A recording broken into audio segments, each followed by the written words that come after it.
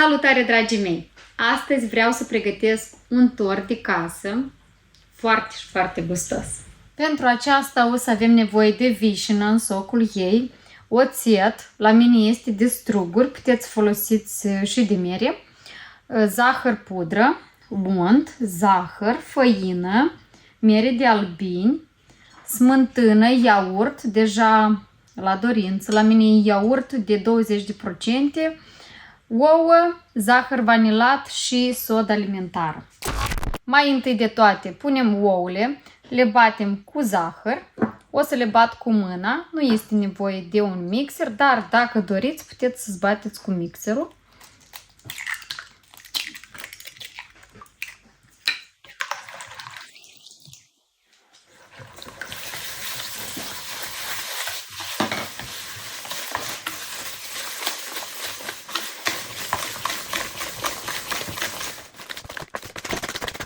Tot aici pun puțină vanilie.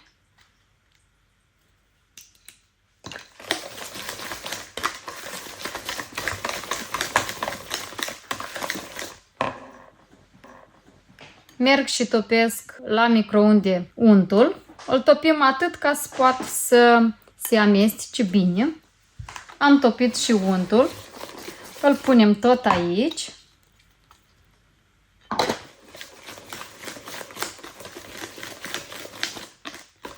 Amestecăm bine, adăugăm mierea,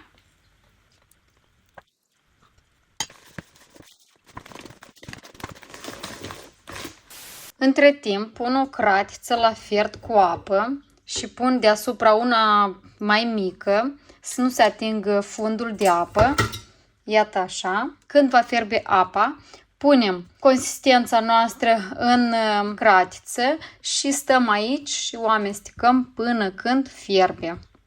Până se încălzește apa, eu pun soda alimentară, o sting în oțet,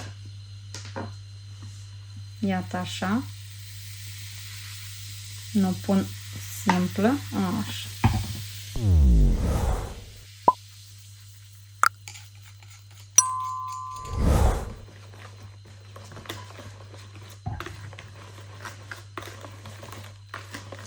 Și pun făină, dar să aveți grijă că nu pun pe toată făina, pun doar aici 200 de grame, nu mai mult.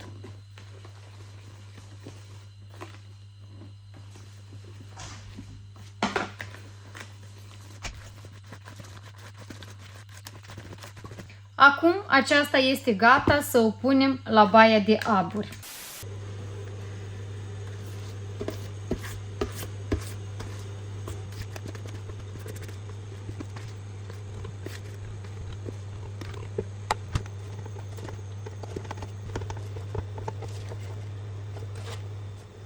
Amestecăm într-una când începe mai tare a fierbe apa și când vedeți așa un pic de bulbuci că deja fierbe, atunci este gata.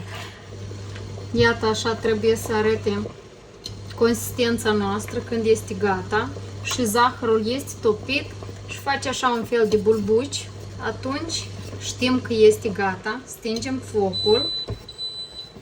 Mai întâi de toate am aprins cuptorul la 180 de grade. Mi-am pregătit tăvile. Acum încet, încet o să punem făina. Făina este cernută deja la mine. Așa că am spun puțin câte puțin.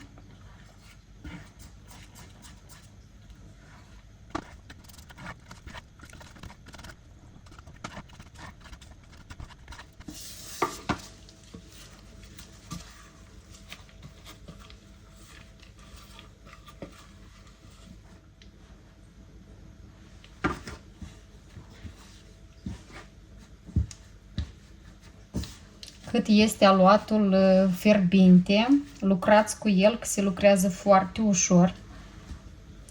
Puneți destulă făină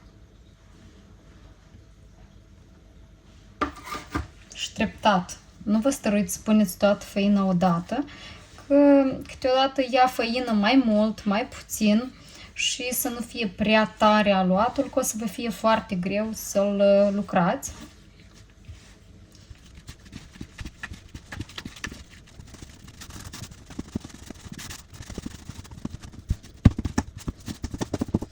Eu îmi tai câte o bucățică de cât am nevoie, restul îl pun deoparte. Aici pun așa destul făină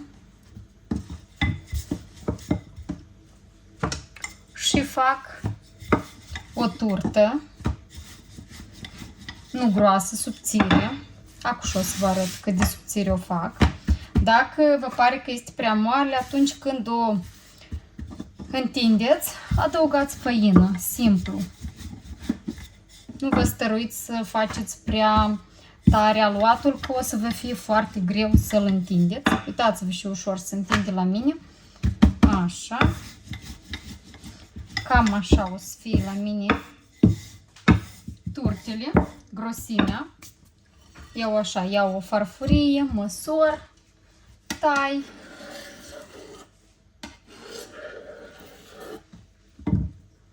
Acestea le pun deoparte, poate le refolosesc. Așa. Această turtă o pun pe tava de copt, 180 de grade, timp de 5-7 minute, nu mai mult, să aveți grijă. Până fac eu o turtă, cealaltă este gata. Vă spun că să aveți grijă să nu lăsați să răcească aluatul. Repejor, trebuie să le facem. Iată așa turtele mele. Aici încă una. Eu nu reușesc să coc. Uitați-vă. În 5-6 minute ele sunt gata. Crema am hotărât să o bat cu un mixer de mână pentru că ea este groasă. Smântâna vieță este foarte groasă, așa că nu are nevoie de mult să o batem. De asta și-am ales zahăr pudră. O să pun aici zahărul, zahăr vanilie și amestecăm bine.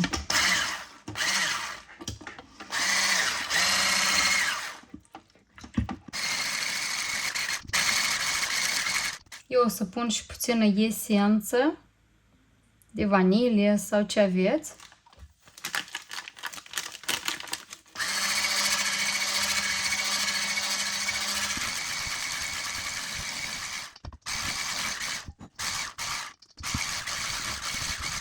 Crema este gata. Acum putem să clădim tortul. Așa.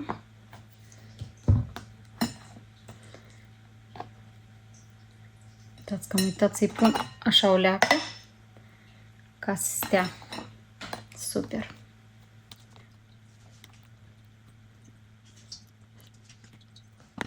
Punem vișina. Deja la dorință, dacă nu doriți, puteți nu puneți vișină, dar iese destul de gustos.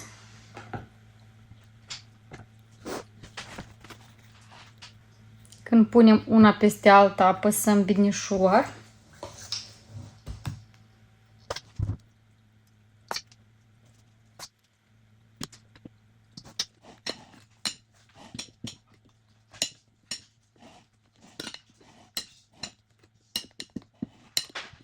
Acum o să-l învelesc cu peliculă sau o să-i pun în capac, îl pun la frigider și a doua zi îl decorăm și îl servim.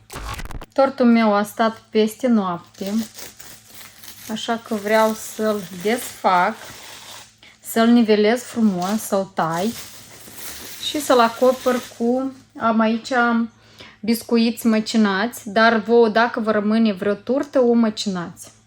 Mie nu mi-a rămas niciuna, așa că o să folosesc biscuiții.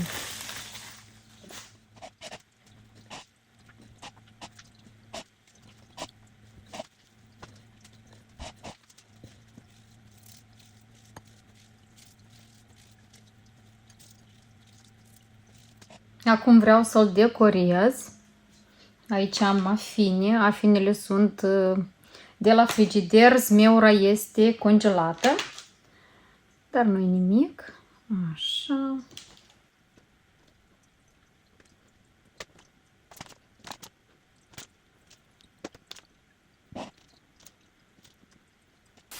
Uitați-vă cât de ușor să stai, vedeți? Eu nu depun deloc efort. Super! Să văd cum este la gust, că n-am pus mult zahăr în cremă. Așa, mi-am pus o bucată mare. Wow! Uitați, vedeți cum s-o muiet? Foarte, foarte bine.